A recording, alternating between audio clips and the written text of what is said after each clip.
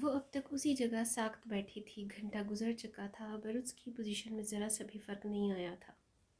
اتنے میں ہی باہر سے ایمبولینس کا سائرن گونجنے لگا تو اس کا دل انجانے خدشات کے خوف سے دھڑکنے لگا۔ وہ لرزتی ہوئی ٹانگوں سے کھڑی ہو کر دیوار کا سہارا لے گئی۔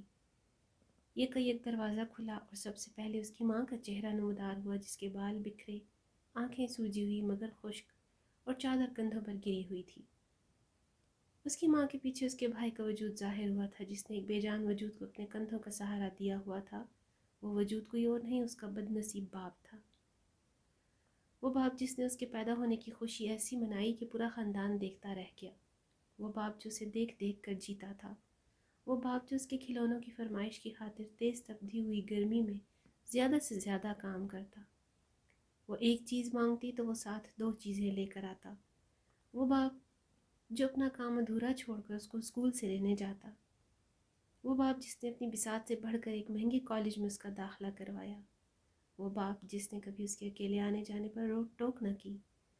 خاندان والوں نے طرح طرح کی باتیں کی پر اس نے ان پر کان نہ دھرا۔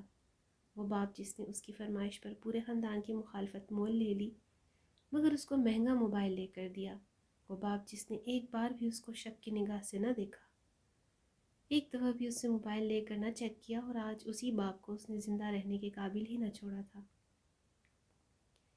کیا اس سے زیادہ بدبخت کوئی ہو سکتا تھا؟ اس نے اپنی چیخوں کا گلا گھونٹتے ہوئے اپنی ماں کو دیکھا جو اس کی طرف ہی بڑھ رہی تھی، وہ ماں جس نے اتنی تکلیف برداشت کر کے اسے جنم دیا، اس کو سنبھالتے اپنی راتوں کی نیند اور دن کا سکون برباد کیا۔ وہ رات کو بھوک سے جاگ جاتی تو اس کی ماں کی نیندیں حرام ہو جاتی، خود گیلے پر لیٹ کر اس کو خشک پر لٹاتی۔ وہ ماں جس نے اس کو انگلی پکڑ کر چلنا سکھایا، وہ ماں جس نے اسے دنیا میں جینے کا ہنر سکھایا، وہ ماں جس نے اسے حق اور باطل میں تفریق کرنے کا شعور دیا پر وہ پھر بھی بھٹک گئی، وہ ماں جس نے اس کے آرام کو دیکھتے کبھی اسے کسی کام کو ہاتھ تک نہیں لگانے دیا۔ وہ سہیلیوں سے ملنے کے بہانے کالج کے بعد کافی دیر تک باہر رہتی پر اس کی ماں نے کبھی اس سے پوچھ گچھ نہ کی۔ پر یہاں اس کی ماں غلط تھی، بہت غلط۔ جب اولاد جوان ہونا شروع ہو جائے تو ماں باپ کو اس پر چیل کی طرح رکھنی چاہیے نظریں، خاص کر بیٹی کے معاملے میں۔ جب انسان جوانی کی دہلیز پر پاؤں رکھنا شروع ہوتا ہے تو وہ دورانیہ بہت نازک ہوتا ہے۔ 90% نوجوان اس وقت بے راہ روی کا شکار ہو جاتے ہیں۔ والدین کو خاص دھیان رکھنا چاہیے کہ ہمارا بچہ کیا کر رہا ہے، اس کی صحبت کیسی ہے، وہ کہاں آ جا رہا ہے، کالج کے بعد کون سی ایکسٹرا کلاس لے رہا ہے، کن دوستوں کے ساتھ کہاں گھوم پھر رہا ہے۔ اولاد پر اعتبار ضرور کرنا چاہیے پر آج کل کے حالات پر نہیں۔ اولاد کو آزادی ضرور دو پر ان پر نظر بھی رکھو۔ پر یہاں خوش بخت کے بدبخت والدین سے چوک ہو گئی تھی۔ وہ اندھا اعتبار کر بیٹھے جس اعتبار نے ان کو کہیں کا نہ چھوڑا۔ اس کی ماں اس کی طرف بڑھتی گئی، اسے بازو سے پکڑا اور کمرے میں چھوڑ کر باہر سے دروازہ بند کر دیا۔ وہ جب تک ہوش میں آتی تب تک دروازہ باہر سے بند کیا جا چکا تھا۔ وہ روتی چیختی چلاتی رہ گئی پر کسی نے اس کی چیخوں پکار پر کان نہ دھرا، اور یوں اسے اپنے باپ کے آخری دیدار سے بھی محروم کر دیا گیا۔ باپ کو مرے بھی ہفتہ گزر گیا تھا اور وہ یوں ہی ہو گئی تھی گویا جیتی جاگتی لاش۔ آج اس کی سب سے اچھی دوست اسے ملنے آئی تھی، وہ دوست جو اس کی بھابھی بھی تھی، اس کے بھائی کی منکوہا۔ کیسی ہیں محترمہ خوش بخت صاحبہ؟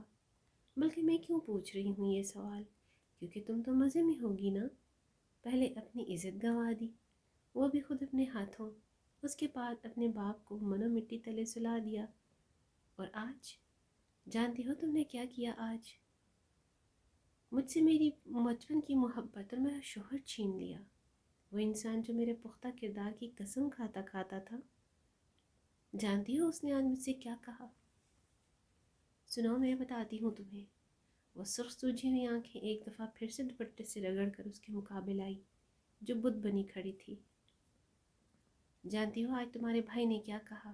اس نے کہا معاف کرنا صبا، پر میں رخصتی نہیں چاہتا، بہتر ہوگا کہ ہم عزت سے الگ ہو جائیں۔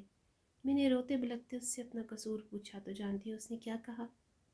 اس نے کہا تم میری بہن کی بچپن کی دوست ہو، پورے دن میں آدھا دن تو میری بہن کے ساتھ گزارتی ہو تم، تو یہ کیسے ممکن ہے کہ صحبت کا اثر تم پر نہ ہوا ہو؟ میں کیسے یقین کر لوں کہ تمہارا وجود پاکیزہ ہے؟ جب اپنی بہن کی یہ حرکت دیکھ چکا ہوں تو تم پر کیسے بھروسہ کر لوں؟ بہت جلد طلاق کے کاغذات تمہیں مل جائیں گے۔ اب بتاؤ خود بخش، کیا حاصل ہوا تمہیں اس سب سے؟ تم نے اپنے ساتھ ساتھ ہم سب کی زندگی میں برباد کر دی۔ ہم سب کو برباد کر کے تم کبھی کسی آباد کیسے رہ سکو گی؟ وہ گھٹنوں کے بل گرتی پھوٹ پھوٹ کر رو دی، جبکہ سامنے کھڑی خوش بخت کے دل میں صدا دی تھی کہ کاش اسے اس سب سے پہلے موت آ جاتی، یا اب ہی آ جاتی، پر ہر گھڑی قبولیت کی نہیں ہوتی۔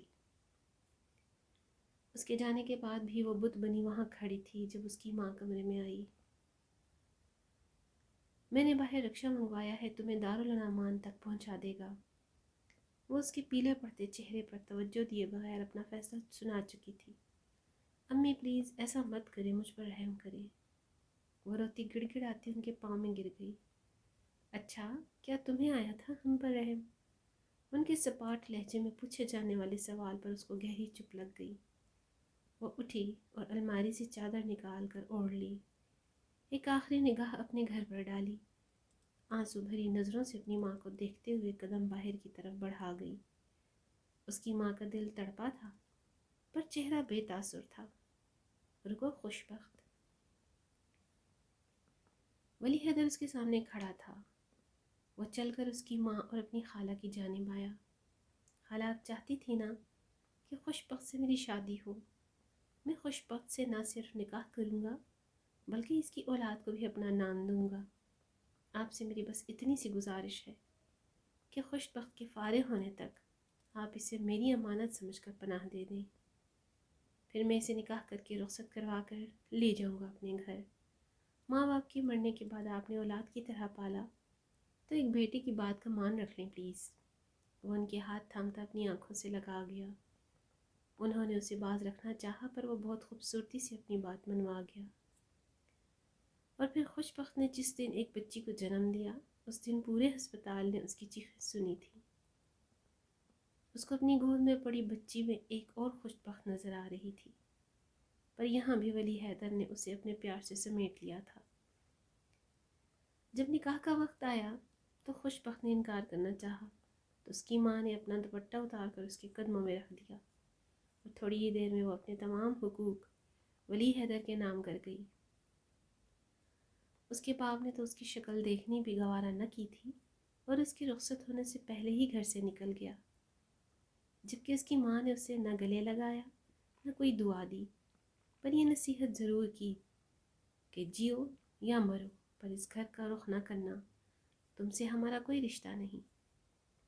ولی حیدر نے اس کا ہاتھ تھاما اور اسی لیے اس گھر کی دہلیز پار گیا۔